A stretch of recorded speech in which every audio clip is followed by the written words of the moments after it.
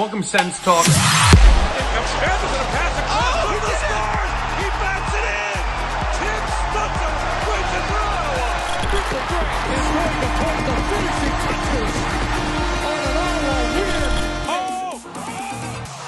See you later. Go Sens, go! Welcome to Sens Talk. My name is Brandon Plant, and I am your host. Tonight, your Ottawa Senators took on Igor Shesterkin. Yeah, that's about it, frankly. Igor Shesterkin and I suppose the New York Rangers was the team he played for today, but it was literally Ottawa against Igor tonight. And if you know the game result, you understand what I'm saying. And if you don't, you're going to understand what I'm saying in just a few minutes.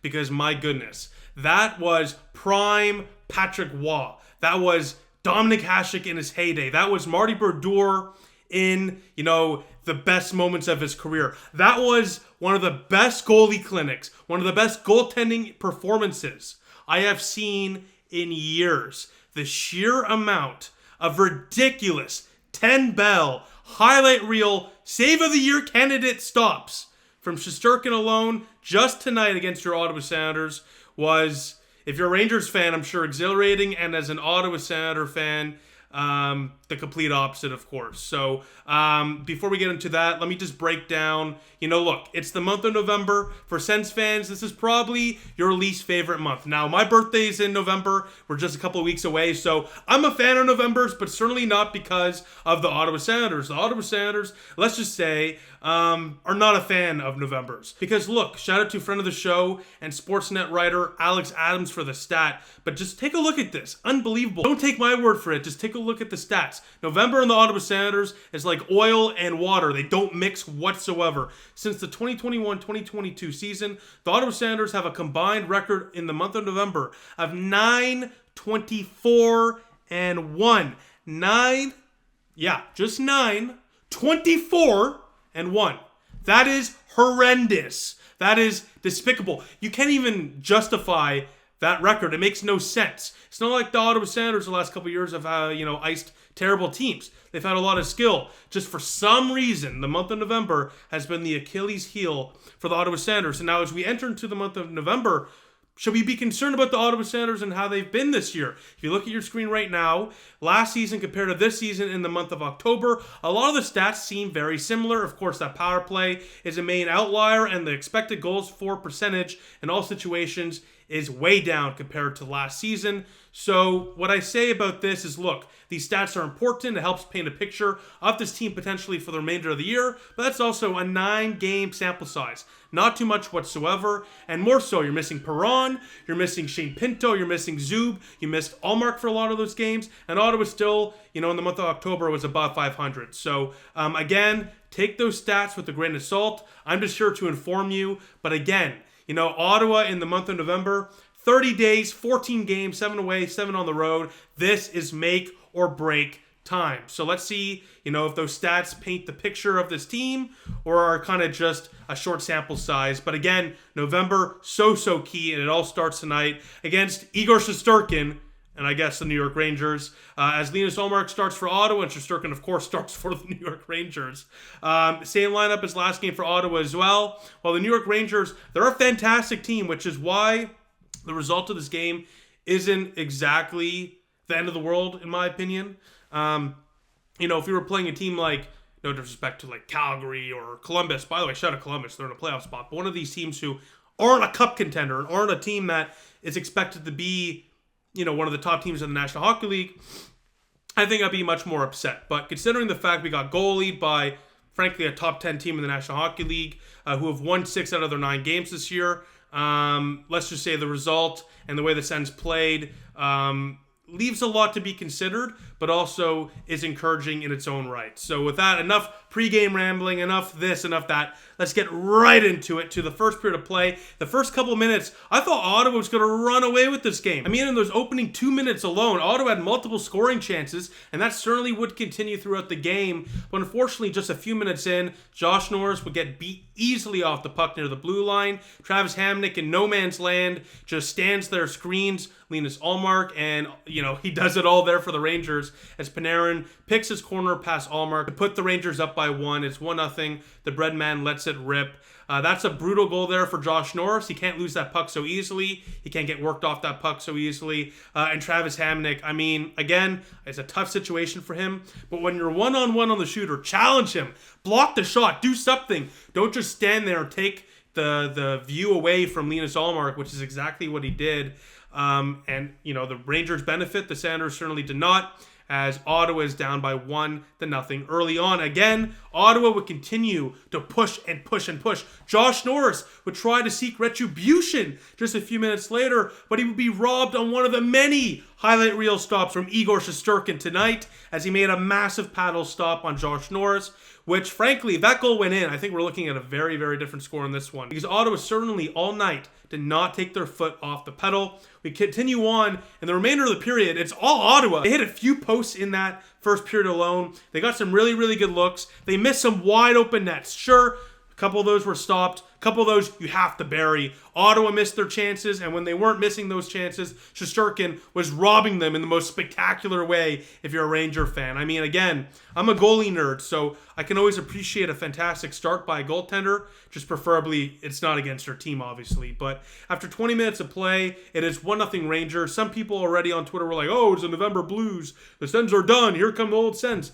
Again, yeah, you know, it's not great that we're down by 1, but Ottawa literally did everything in that period and in this game, as you're going to see, but score. I mean, they got Shesterkin, all right? I mean, it's unbelievable how well they played in this game, probably the best they've played all year, and yet they just couldn't score. Second period we go. Adam Gaudette, the hockey god, will be asking the gods later on about this wide open net that he missed on the power play midway through the second period of play. That was one of many misses by Ottawa throughout this night, where that one went right through the crease.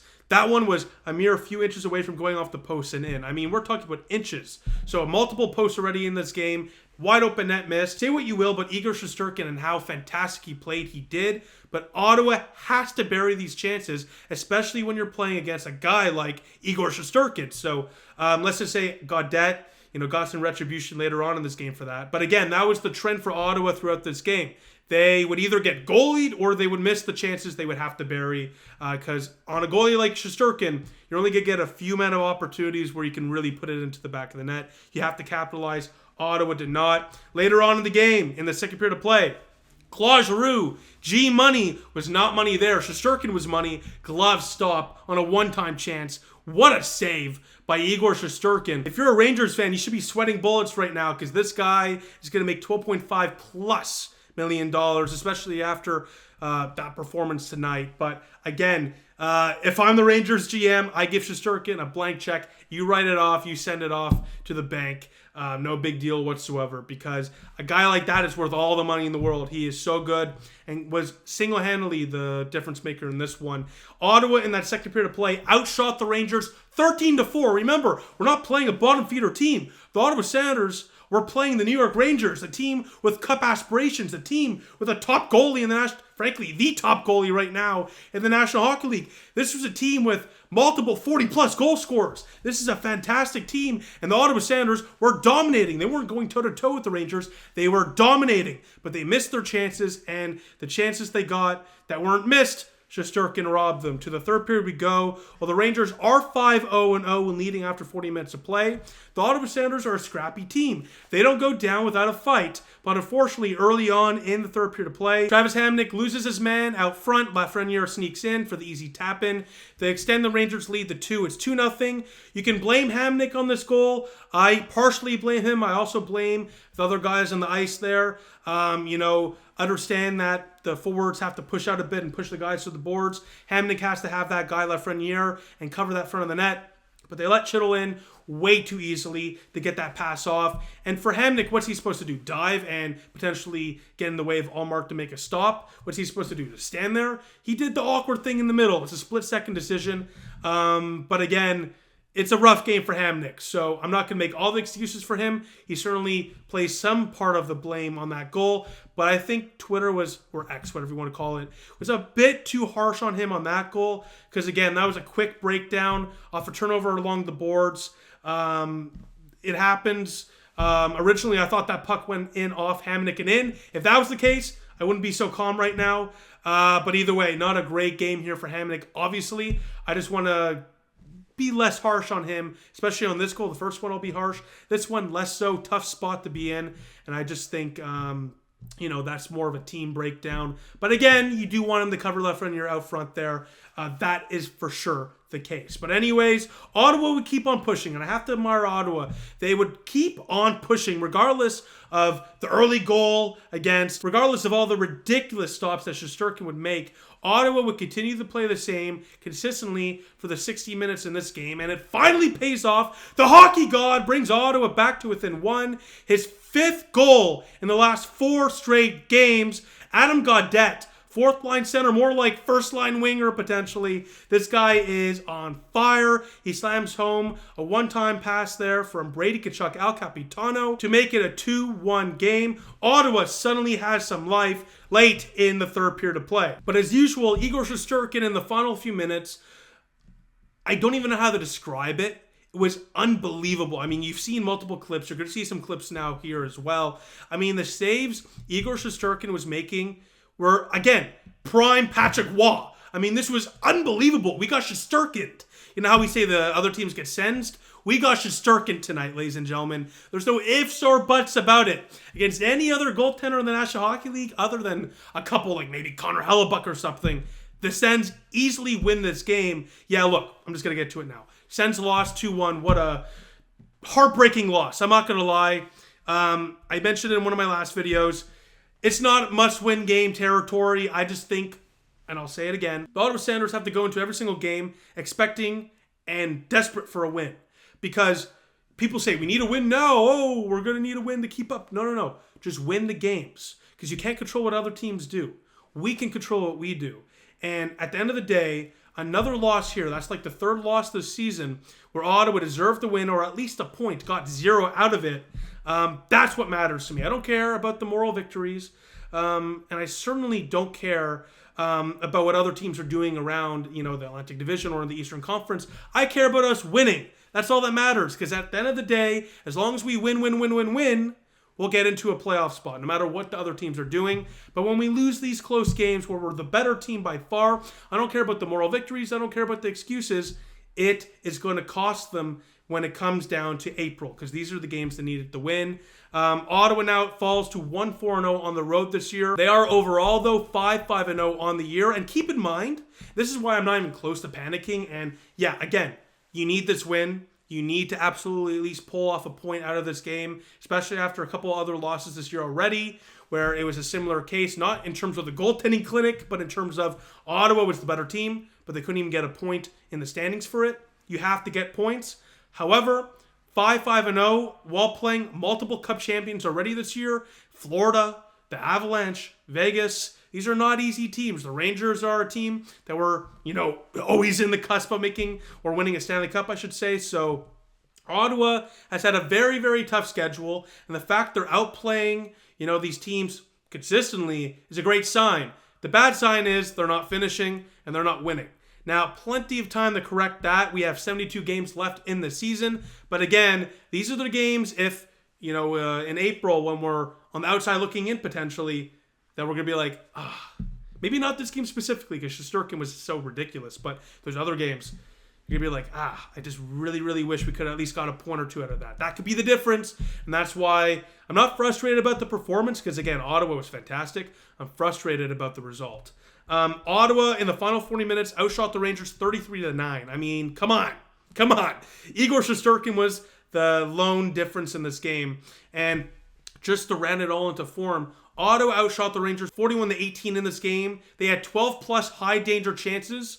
Of course, all those were essentially stopped by Shesterkin in the most ridiculous ways. I mean, this guy is so athletic. I mean, Dominic Hasek, I think, is the best comparison for his performance tonight. This guy was flopping everywhere and making impossible saves look easy. It was unbelievable how good this guy was in net. I know I've said that 1,000 times in this video. I'm going to say it 1,000 more times. It's not going to do Igor Shesterkin justice because he was that good tonight.